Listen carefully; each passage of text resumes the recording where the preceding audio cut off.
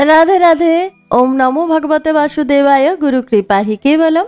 श्री श्री गुरुदेवेर आशीर्वाद निये, श्री श्री राधारानीर आशीर्वाद निये आज श्रीमद् भागवत महापुराण थेके पढ़े शोनाচ্ছি 4 प्रकारेर प्रलयेर कथा, जा सुखदेव महामुनि राजा परीक्षितके बोलेছেন। जय राधा वल्लभ श्रीहरिवंश।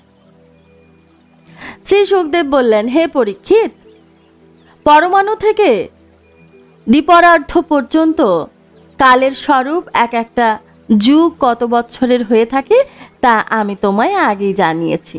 এখন তুমি कल्पेर स्थितिकाल ओ तार प्रलयेर बर्णनाओ शोनो।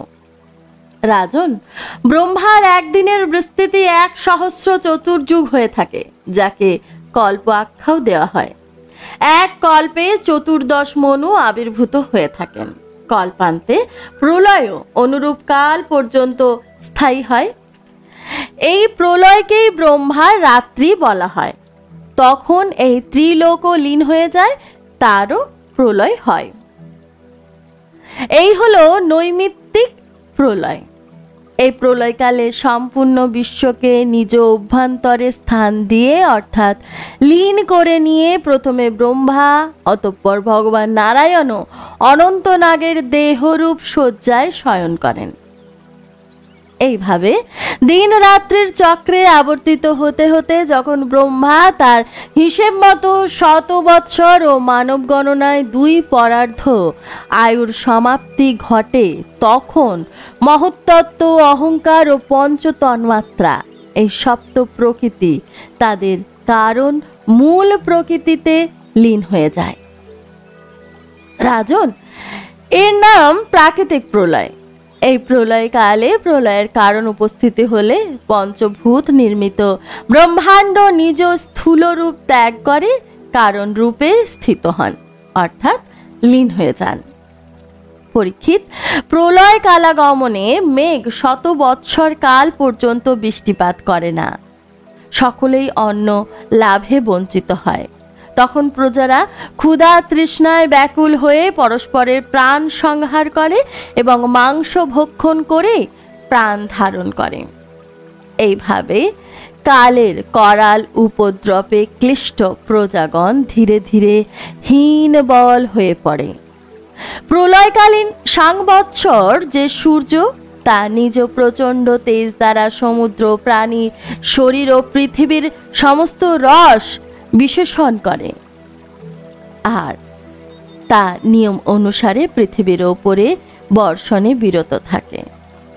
তখন শঙ্কর্ষণ ভগবানের মুখ দিয়ে প্রলয়কালীন সংবর্তক অগ্নি উদিগরণ হতেই থাকে। বেগবান বায়ুর প্রভাবে অগ্নির কলেবর বৃদ্ধি হয় এবং তা তল, অতল আদি নিচের সপ্তলোক ভস্মাত করে ফেলে।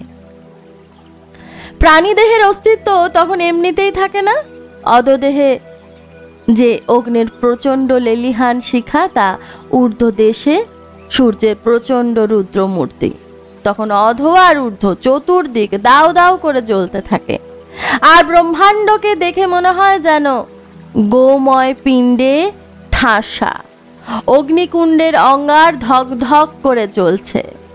এরপর প্রলয়কালীন অতি বেগবান প্রচণ্ড শক্তিধর সাংবর্তক বায়ু 100 শত বৎসর পর্যন্ত প্রবাহিত হতে থাকে।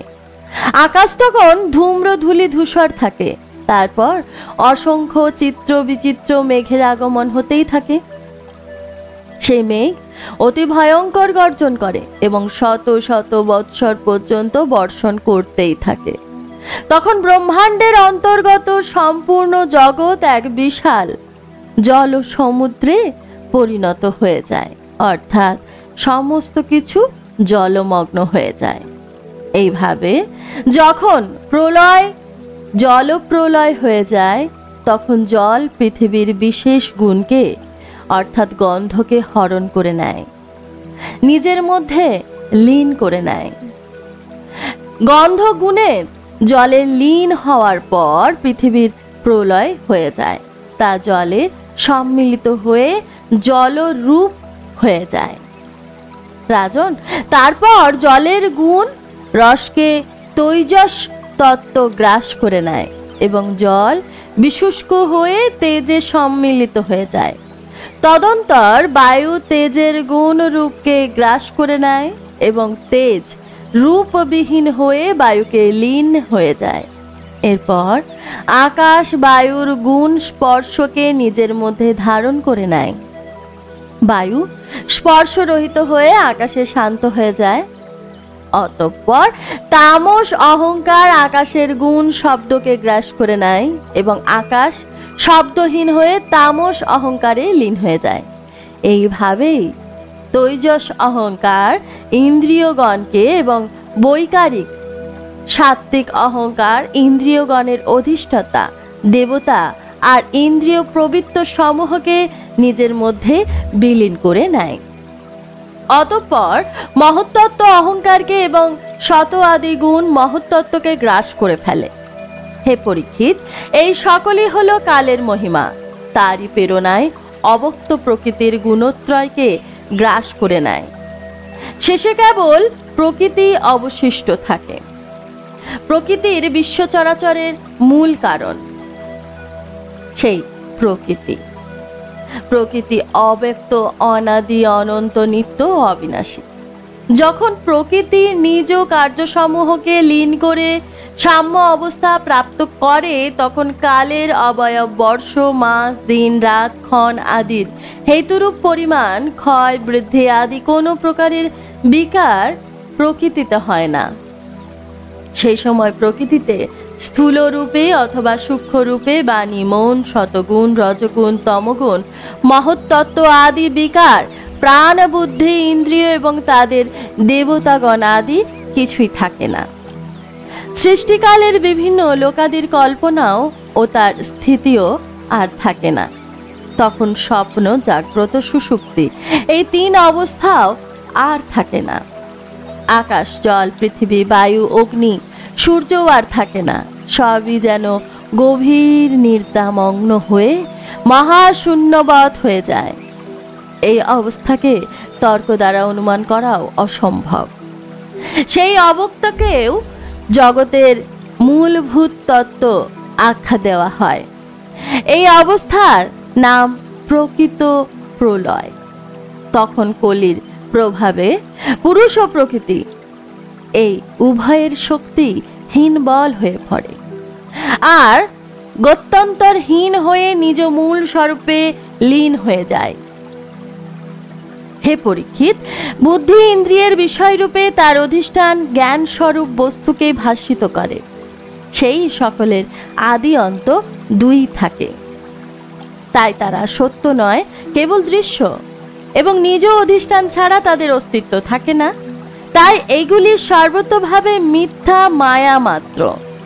যেমন প্রদীপ, নেত্র এবং রূপ এই তিন তেজ থেকে পৃথক নয়, তেমন ভাবে বুদ্ধি, ইন্দ্রিয় এবং তার বিষয় তন্মাত্রাও নিজ অধিষ্ঠান স্বরূপ ব্রহ্ম থেকে ভিন্ন নয়, যদিও ব্রহ্ম এদের থেকে সর্বত্রভাবে ভিন্ন। পরীক্ষিত, জাগ্রত, স্বপ্ন, সুষুপ্তি এই তিন অবস্থা বুদ্ধিরই।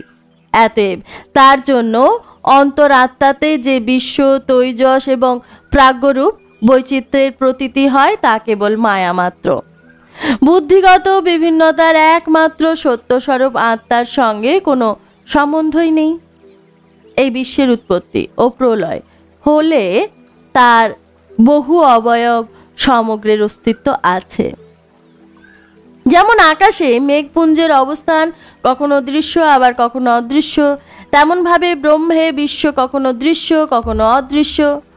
পরীক্ষিত, জগতের ব্যবহার যত অবয়বী পদার্থ আছে, তারা না থাকলেও তাদের ভিন্ন ভিন্ন অবয়বদের সত্য বলে মানা হয়, যেহেতু তারা কারণ।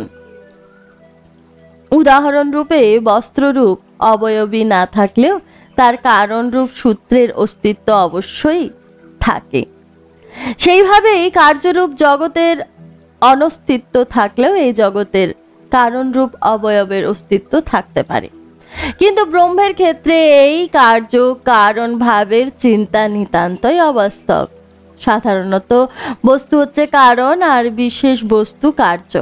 এই রূপ যে প্রভেদ পরিলক্ষিত হয় তা বস্তুত ভ্রম মাত্র।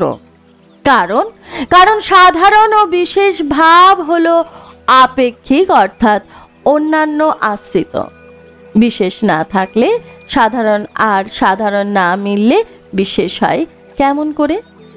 কার্য ও কারণ ভাবের আদি আর অন্ত দুই বর্তমান, তাই তাও স্বপ্নদৃষ্ট প্রভেদ সম সর্বতোভাবে অবস্তুত।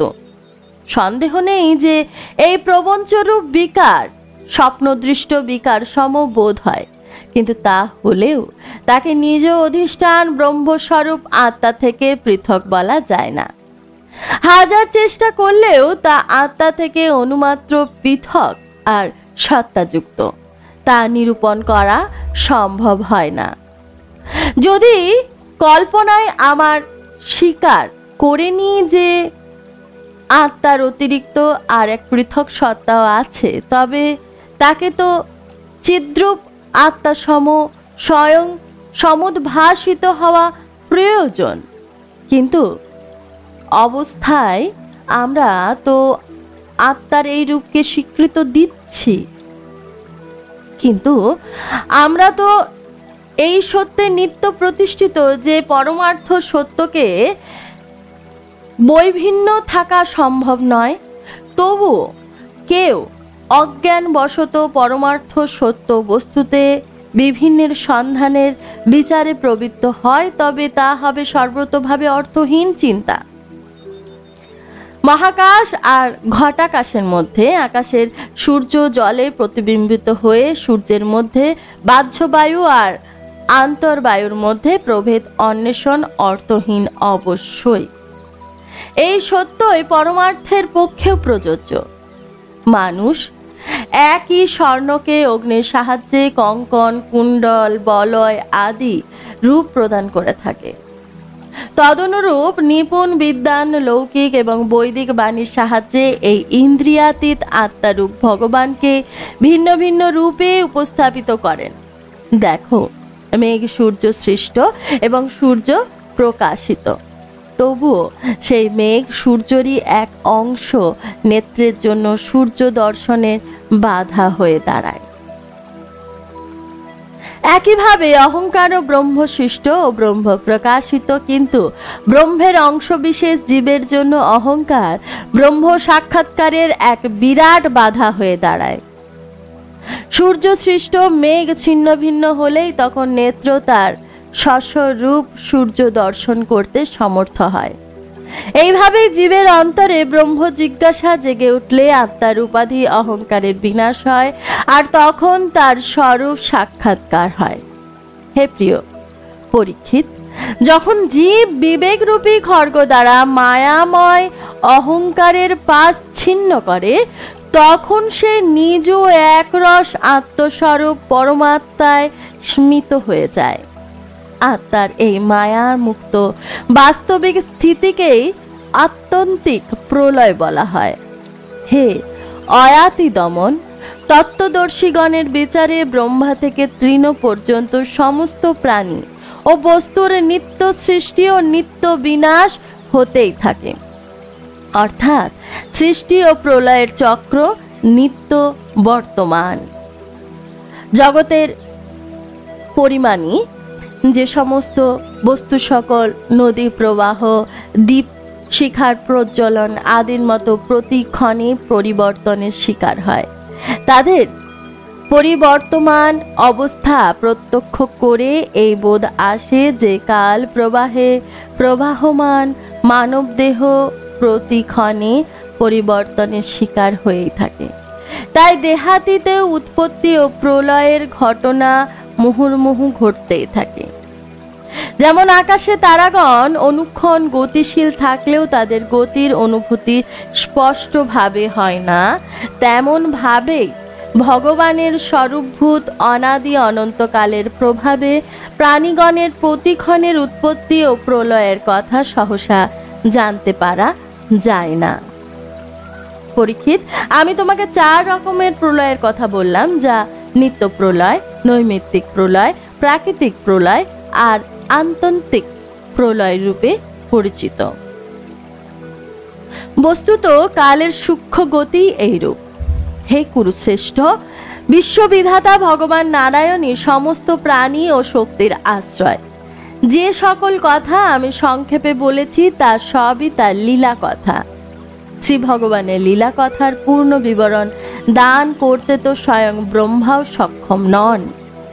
যারা অত্যন্ত দুস্তর সংসার সাগর অতিক্রম করতে ইচ্ছুক, অথবা যারা বহু দুঃখ দাবানলে দগ্ধ হচ্ছেন, তাদের পক্ষে পুরুষোত্তম ভগবানের লীলা কথা রস সেবন করা ছাড়া আর অন্য কোনো পথ বা অন্য কোনো তরণী নেই। তারা কেবল লীলা রসায়নের সেবন করেই নিজের মনোবাঞ্ছা পূর্ণ করতে পারেন। আমার বর্ণিত ঘটনা বিবরণ শ্রীমদ্ ভাগবত পুরাণ। সর্বপ্রথম এই বিবরণ সনাতন ঋষি নরনারায়ণ দেবর্ষি নারদকে দান করেছিলেন। আমার পিতা মহান ঋষি কৃষ্ণদ্বৈপায়ন দেব ঋষি নারদের কাছ থেকে তা শ্রবণ করেছিলেন। মহারাজ, সেই বদরী বন বিহারী ভগবান শ্রীকৃষ্ণ দ্বৈপায়ন প্রসন্ন হয়ে আমাকে সেই বেদ তুল্য শ্রীমদ্ ভাগবত সংহিতা উপদেশ দান করেছিলেন। হে কুরুশ্রেষ্ঠ, ভবিষ্যতে যখন শৌনক আদি ঋষিগণ নৈমিষারণ্য ক্ষেত্রে বিরাট সত্রের ব্যবস্থা করবেন, তখন তাদের প্রশ্নের উত্তরে পৌরাণিক বক্তা শ্রী সুত তাদের এই সংহিতার উপদেশ দান করবেন। রাধে রাধে। এখানেই কথার বিরাম দিচ্ছি আর সকলকে জানাচ্ছি রাধে রাধে। এতক্ষণ অবধি আমি যা কিছু পড়ে শোনালাম সবই শ্রী শ্রী রাধারানীর শ্রীচরণে শ্রী শ্রী গুরুদেবের কৃপায় নিবেদন করছি। জয় রাধা বল্লভ শ্রী হরিবন।